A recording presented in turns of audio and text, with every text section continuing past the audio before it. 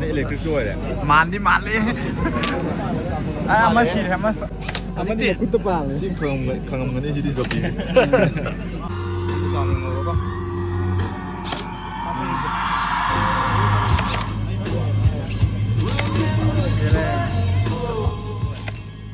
พอโป๊บก็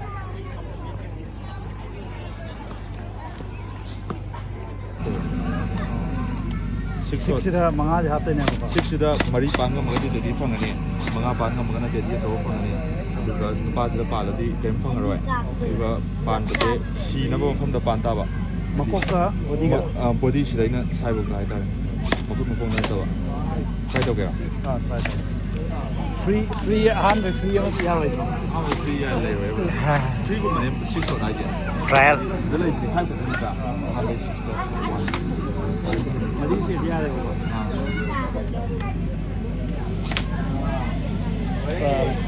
kau ke se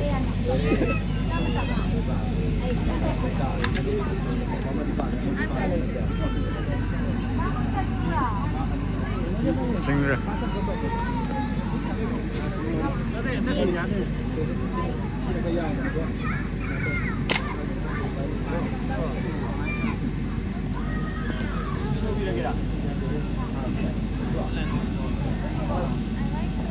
Mas ma kwenta pala nangi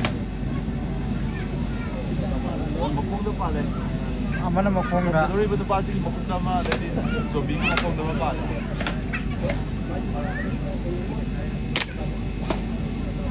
oh makong maya depan gitu makong ga di pala utre karat da pa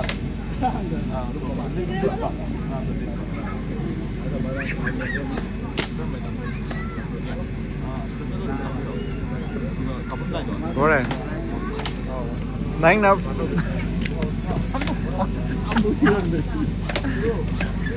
Abi esla gittim ne da esla so bi ma khak si ai ama he so dom ya ke so ta re ma di ama de ka pak kha re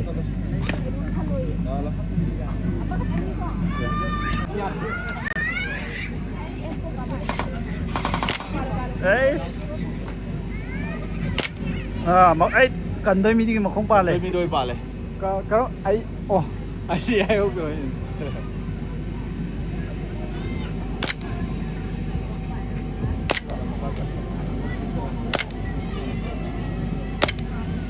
ấy pan re shooter से zombie बाहर ngam dre si shooter से याद रहे flop shooter nang na de na lem khong de thai se kai kan ngai na de khut chum ma je ai na khara din ni e wo ai na ama di halam me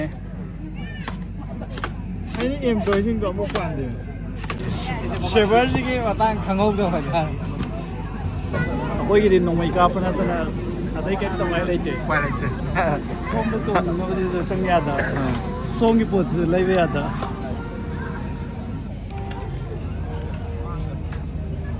cáp nó ngày thì có qua rồi ngày nó qua rồi đói mà thằng nào ngày đi Flying qua bạn. Zombie hát rồi.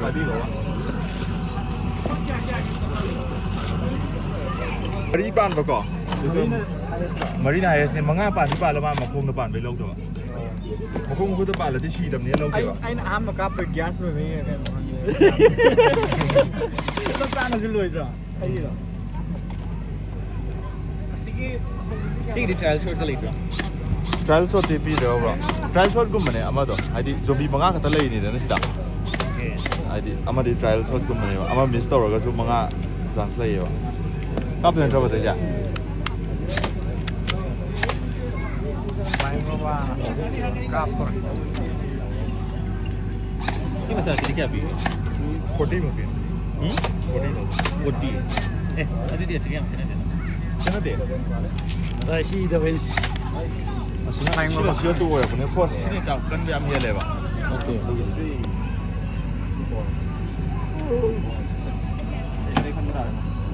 FPS di 340 mo lai bi ama di 220 ta ne sini manjo ba ne season of jail ka apa season of pellets ni sini electric to wa le Man đi.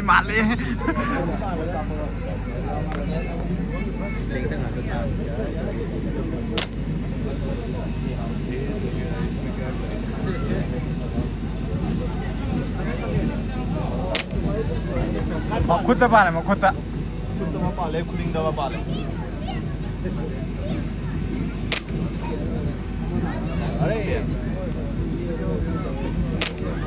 Amma shir, amma shir.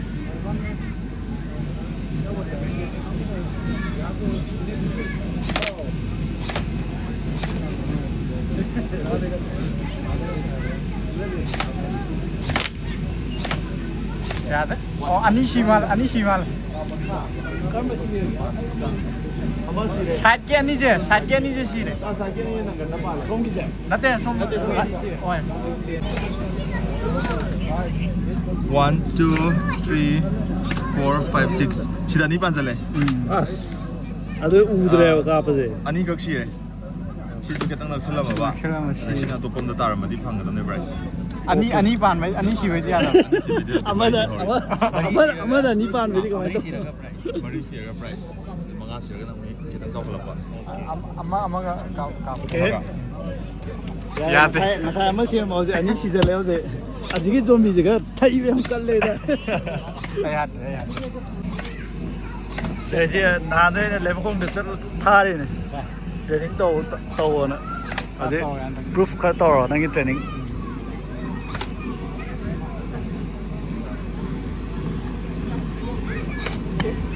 nang yo ji ka no do maka sa tha da in ka pan Sata je. Aim tor ga trigger pull tor ma leng no adu da nek ta phai ge.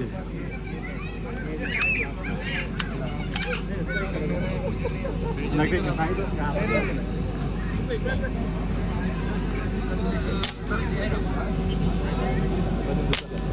Ơi, đâu gì được bàn cái tao ấy. Bà lên mà bà lên. Quay mà khai kì.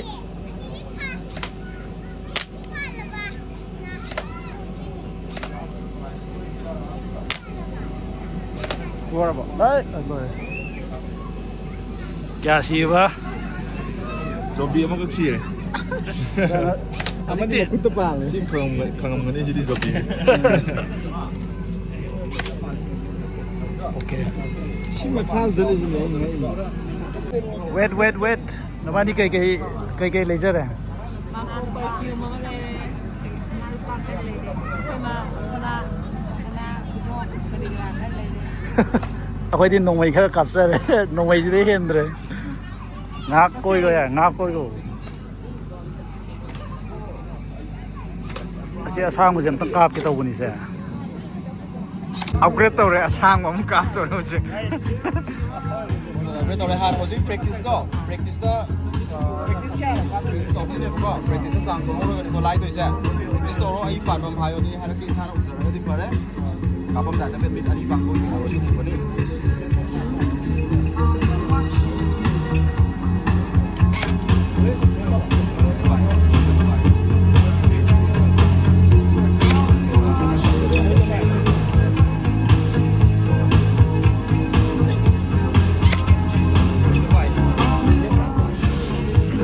yellow or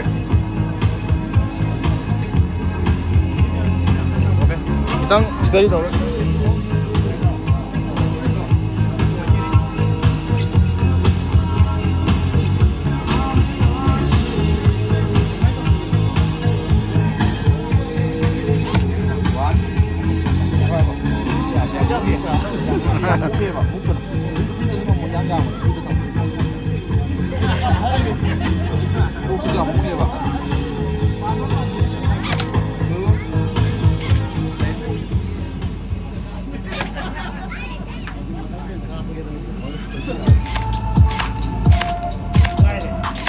nó tao rồi anh tắc đi hay với à đấy bắt ông ca phát thôi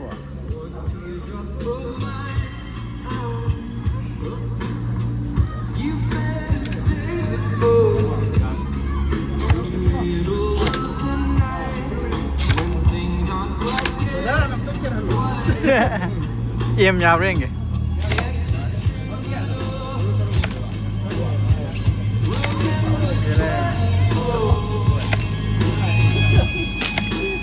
Wait, mà không khăn ở đây ready I'm like it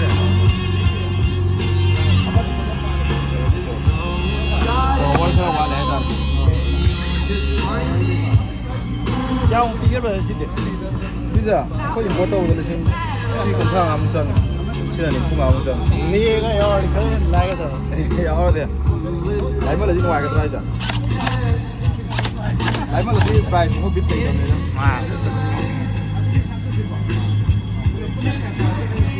Mi yang keren.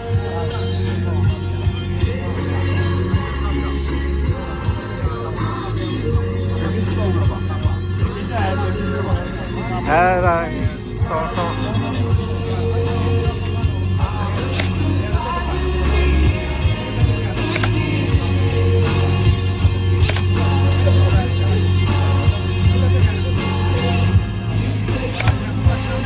Kita koi rom chale.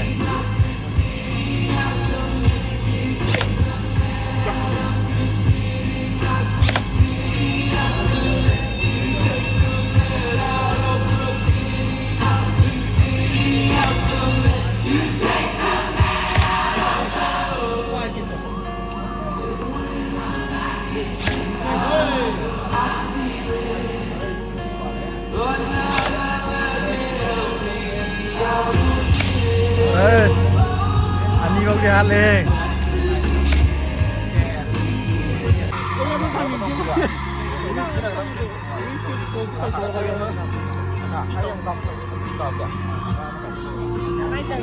Baik dia okey. Kamu wali. Guys, nanti lem kong dah itu nak. Practice. Saling ngorok. Ayo pan pemain oke? Berikut.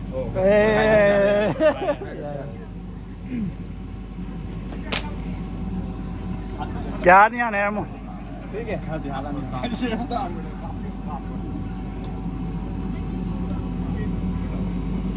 One, two, three. Break masuk. Maka ada kita space dari suruh pak. Suruh pak dari sini. Muka pak dari sini. Four, one kilo. Five. Kita right dah ada. Six dah. Tadi exam dah. Six. Seven.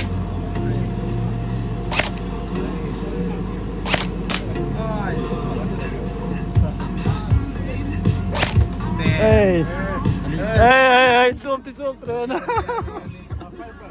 Ani kau tiba. Okay. Price tu lah. Silo ya bro, si soltau na ba. Yung point pagdare nung ikaw mo bagi price yun no, ani hatara kalu de age te di years ne. Siwan boy. Okay guys, मेरा आई सी ओइला है कई मोर अंदर नोई गा पर ओइला आई की दिन बिरो इधर